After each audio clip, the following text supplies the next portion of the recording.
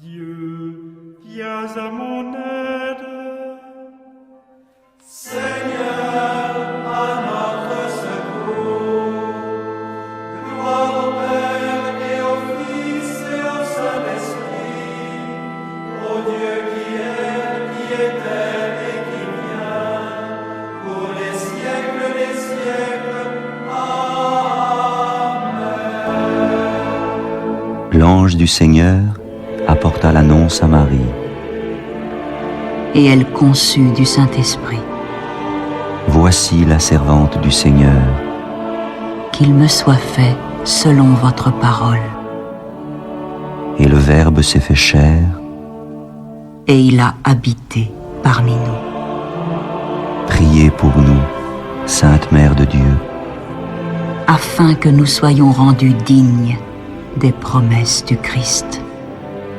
Daigne, Seigneur, répandre ta grâce dans nos âmes, afin qu'ayant connu par le message de l'ange l'incarnation du Christ, ton Fils, nous arrivions par sa passion et par sa croix à la gloire de sa résurrection.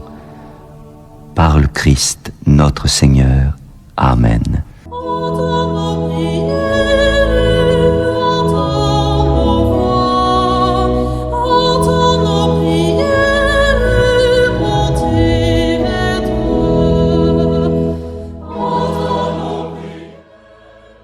Seigneur, dans le silence de ce jour naissant, je viens te demander la paix, la sagesse, la force.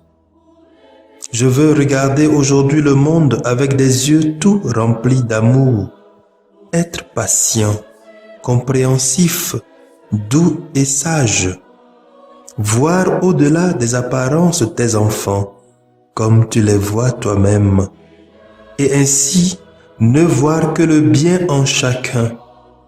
Ferme mes oreilles à toute calomnie. Garde ma langue de toute malveillance. Que seules les pensées qui bénissent demeurent en mon esprit.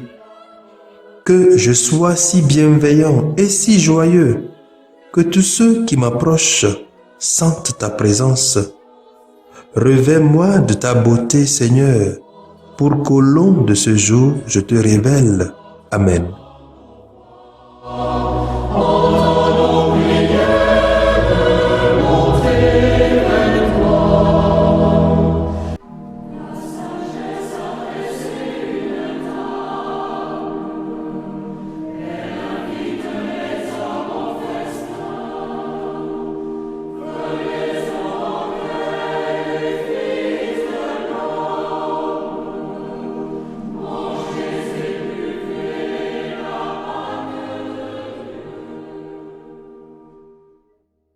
Écoutons les textes de ce 32e dimanche du temps ordinaire de l'année A, lu par la sœur Nadia Avognon NDA et le diacre Barthélemy Noumati SMA, commenté par le père Benoît Maudit SMA.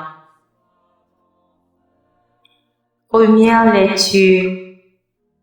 Lecture du livre de la sagesse, chapitre 6, versets 12 à 16. La sagesse est resplendissante, elle ne se flétrit pas. Elle se laisse aisément contempler par ceux qui l'aiment, elle se laisse trouver par ceux qui la cherchent. Elle dévance leur désir en se faisant connaître la première. Celui qui la cherche dès l'aurore ne se fatiguera pas. Il la trouvera assise à sa porte. Penser à elle est la perfection du discernement. Et celui qui veille à cause d'elle sera bientôt délivré du souci. Elle va et vient à la recherche de ceux qui sont dignes d'elle. Au détour des sentiers, elle leur apparaît avec un visage souriant, Dans chacune de leurs pensées, elle vient à leur rencontre. Parole du Seigneur. Nous rendons grâce à Dieu.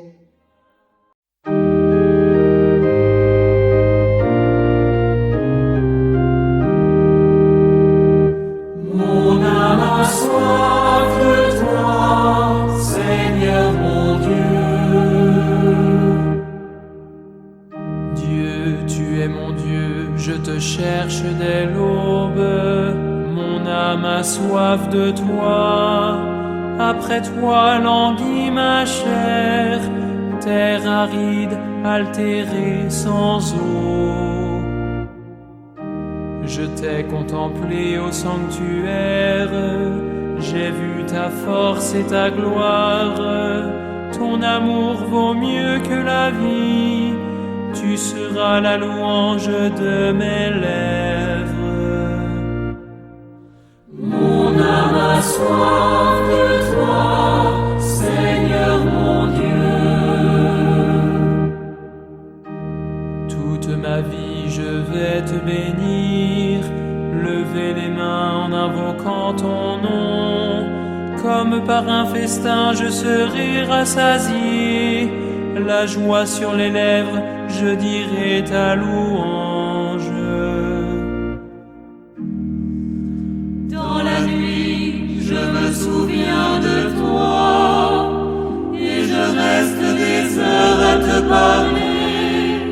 Oui, tu es venu à mon secours, je crie de joie à l'ombre de tes ailes.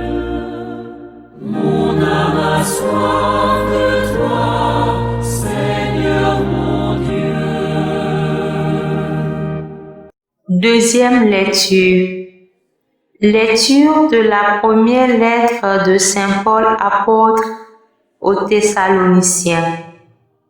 Chapitre 4, versets 13 à 18. Frères, nous ne voulons pas vous laisser dans l'ignorance au sujet de ceux qui se sont endormis dans la mort. Il ne faut pas que vous soyez abattus comme les autres qui n'ont pas d'espérance. Jésus, nous le croyons, est mort et ressuscité. De même, nous le croyons aussi. Ceux qui se sont endormis, Dieu, par Jésus, les amènera avec lui. Car, sur la parole du Seigneur, nous vous déclarons ceci. Nous les vivants, nous qui sommes encore là pour la venue du Seigneur, nous ne dévancerons pas ceux qui se sont endormis. Au signal donné par la voix de l'archange et par la trompette divine, le Seigneur lui-même descendra du ciel, et ceux qui sont morts dans le Christ ressusciteront d'abord. Ensuite, nous les vivants, nous qui sommes encore là, nous serons emportés sur les nuées du ciel, en même temps qu'eux, à la rencontre du Seigneur. Ainsi, nous serons pour toujours avec le Seigneur. Réconfortez-vous donc les uns les autres avec ce que je viens de dire. Parole du Seigneur. Nous rendons grâce à Dieu.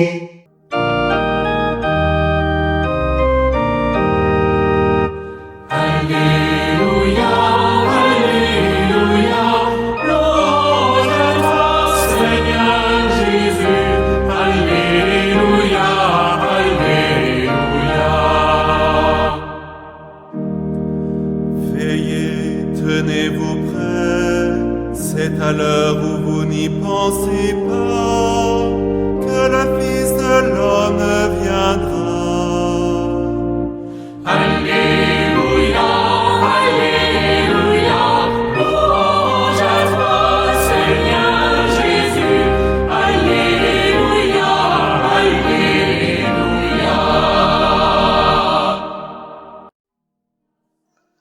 Le Seigneur soit avec vous. Évangile de Jésus-Christ selon saint Matthieu. Chapitre 25, versets 1 à 13. En ce temps-là, Jésus disait à ses disciples cette parabole. Le royaume des cieux sera comparable à 10 jeunes filles invitées à des noces qui prirent leurs lampes pour sortir à la rencontre de l'époux. 5 d'entre elles étaient insouciantes et 5 étaient prévoyantes.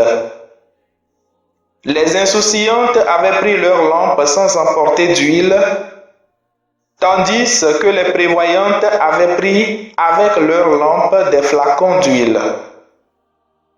Comme l'époux tardait, elles s'assoupirent toutes et s'endormirent. Au milieu de la nuit, il y eut un cri. « Voici l'époux, sortez à sa rencontre. » Alors toutes ces jeunes filles se réveillèrent et se mirent à préparer leurs lampes. Les insouciantes demandèrent aux prévoyantes, « Donnez-nous de votre huile, car nos lampes s'éteignent. » Les prévoyantes leur répondirent, « Jamais, cela ne suffira pour nous et pour vous. Allez plutôt chez les marchands vous en acheter. » Pendant qu'elles allaient en acheter, l'époux arriva. Celles qui étaient prêtes entrèrent avec lui dans la salle des noces et la porte fut fermée. Plus tard, les autres jeunes filles arrivèrent à leur tour et dirent, « Seigneur, Seigneur, ouvre-nous. » Il leur répondit, « Amen, je vous le dis, je ne vous connais pas. Veillez donc, car vous ne savez ni le jour ni l'heure. » Acclamons la parole de Dieu.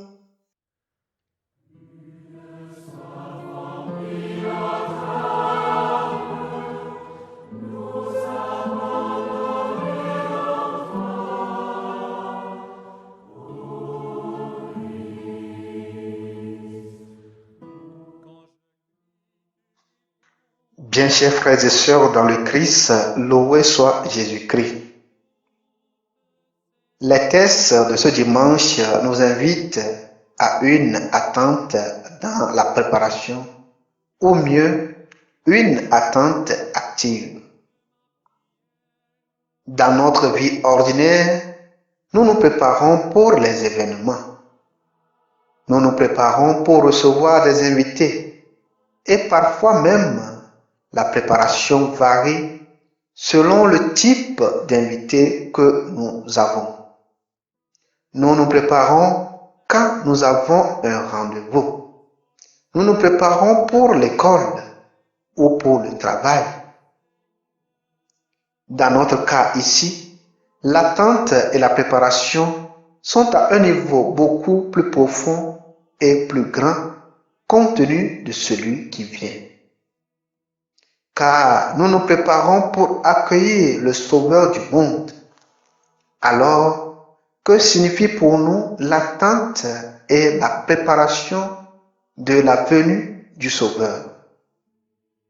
Saint Matthieu peint le tableau de cette attente au moyen d'une parabole de mariage dans l'évangile du jour. La parabole culmine avec une exclamation et une invitation. À minuit, il y eut un cri. Voici l'époux, venez à sa rencontre. La leçon derrière cette exclamation et cette invitation pour chacun de nous est la suivante. Le Christ est l'époux éternel, l'amant divin, qui appelle continuellement chacun de nous a une relation intime. La question derrière cette parabole est que faisons-nous réellement de notre attente? Sommes-nous assis sans aucune pensée ni préoccupation pour nous-mêmes et pour les autres? Ou bien vivons-nous activement notre vie quotidienne avec un sens et un but? C'est justement à cette préoccupation que répondent Saint Paul aux Thessaloniciens, qui étaient aussi dans l'attente du retour du Christ. Il les demande à ne pas rester dans l'ignorance au sujet de notre espérance pour la noce éternelle.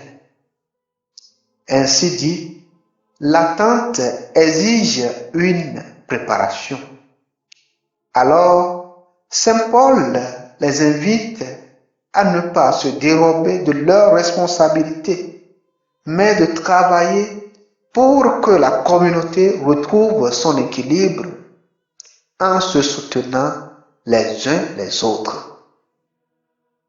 Ainsi donc, pour Saint Paul, l'attente ne s'agit pas seulement de se lever tous les matins et de faire de notre mieux pour passer la journée, mais au contraire, notre attente doit être active, une attente qui questionne notre vécu. Que dois-je faire chaque jour pour donner sens à ma vie et à celle des autres, pour apporter de la joie et de l'espérance aux autres et non pas seulement à moi-même? Car la venue du Christ n'est pas dans un futur vague et inconnu. Il vient à notre rencontre tous les jours à travers les différents événements de notre vie, à travers nos frères et sœurs avec qui nous partageons notre vécu, dans la parole de Dieu, à travers les différentes célébrations liturgiques. C'est à nous d'ouvrir nos yeux et notre esprit pour le reconnaître. Du coup, l'attente dans la préparation signifie vivre pleinement le moment présent. Préparer pour accueillir Jésus-Christ n'est rien d'autre que la façon dont nous vivons notre vie quotidienne, ici et maintenant. Comment nous parlons, comment nous agissons et comment nous traitons les autres.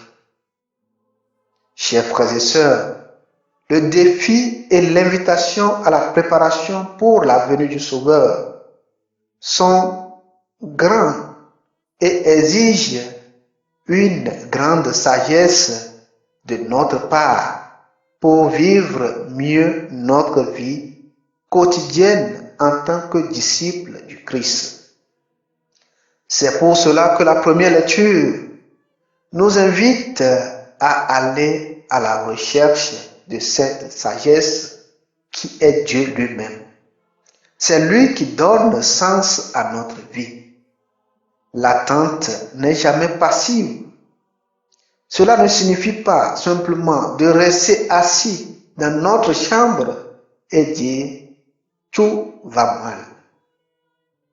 Nous devons sortir de notre zone de confort et s'impliquer ou s'engager pour le bien commun. Cela signifie être là-bas et risquer certaines choses pour le bien de tous. Chers frères et sœurs, soyons prêts chaque moment de notre vie pour accueillir le Christ quand il vient à notre rencontre à travers une vie exemplaire. Que le Seigneur bénisse sa parole dans nos cœurs. Amen.